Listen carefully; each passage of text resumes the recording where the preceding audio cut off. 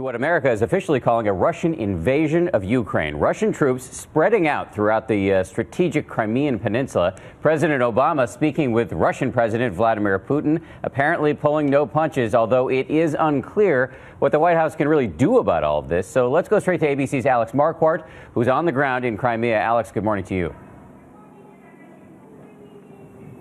Good morning, Dan. The pressure from Russia is growing. Large groups of pro-Russia troops surrounding Ukrainian bases, ordering their forces off of them so they can occupy them. The international warning to Russia to end its invasion is being ignored. This morning, more unidentified pro-Russia armed militias controlling the streets of Crimea's capital.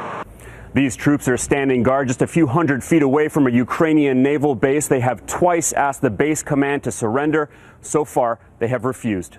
This is a Russian invasion, the U.S. says. It has no doubt these are Russian forces and has demanded their immediate withdrawal. The Russian military must stand down. The aspirations of the Ukrainian people must be respected, and political dialogue must be allowed to continue. Putin told Obama that Russia has the right to defend its interests and people in Ukraine. Russia! We've seen it for ourselves. This column of armored personnel carriers roaming the roads here in Ukraine's Crimea, where most people are Russian, while these shadowy pro-Russian forces here violently took over government facilities. It has fueled civilian unrest across eastern Ukraine. In one city, pro-Russia demonstrators rampaged through City Hall and brutally beat those who oppose them. There is a growing international chorus slamming Russia's actions. The British Prime Minister saying there is no excuse. Canada withdrawing its ambassador from Moscow. But many here are hoping Russia will go further. You want the Russian army to come here? It's our family. It's not Russian army. It's our family. They protect us. The Ukrainian military is now at its highest alert level. Just a short while ago, they announced that they are pulling up reservists. The United States, as we speak, taking part in an emergency NATO meeting to decide how to respond. Dan, Diana? It's really unclear what the Ukrainian government can do or what the U.S. government can do. So let's talk about all of this with ABC's George Stephanopoulos, who will be hosting this week later this morning. George, good morning. Good morning. The president has said publicly that there will be costs if the Russians invade. Now they have. What kind of costs can we impose on them? Hard to figure out exactly what those would be. What the president has said already is the United States will stop planning for this G8 summit, which is supposed to be in Sochi, where the Olympics were just a few weeks ago. That's supposed to come up in June. So the United States could refuse to participate in that.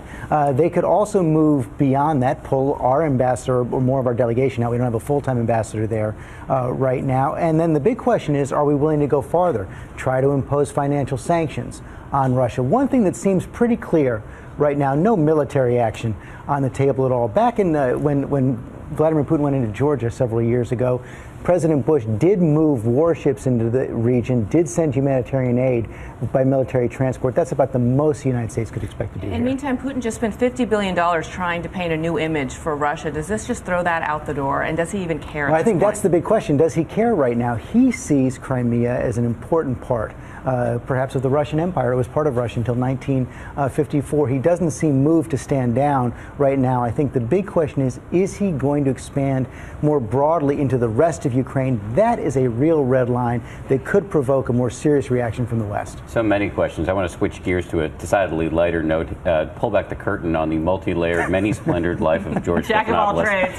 After talking geopolitics on this week, you're actually going to head out to L.A. to the Oscars. And going to the Oscars. Looking forward to it. It's always such a great night. Looking forward to being out there with Robin and Lara and Josh. And we're going to have a couple fun pieces also on This Week this morning as well. We're talking to Ben Affleck about his passion project in the Congo, but also Lara Spencer sat down with ESPN stat guru Nate Silver, and they have cracked the code. They have figured out what it takes to be a Best Picture. You can find out what it is on This Week. Nate moving on from sports to politics to now exactly. Hollywood. Kind of like George. Exactly. It's following in your footsteps. Thanks, George. Have a great time out Thank there. You. And as a reminder, This Week airs later this morning right here on ABC. George will crunch the numbers of the Oscars, as we just said, and of course have the latest news and analysis on the crisis in Ukraine.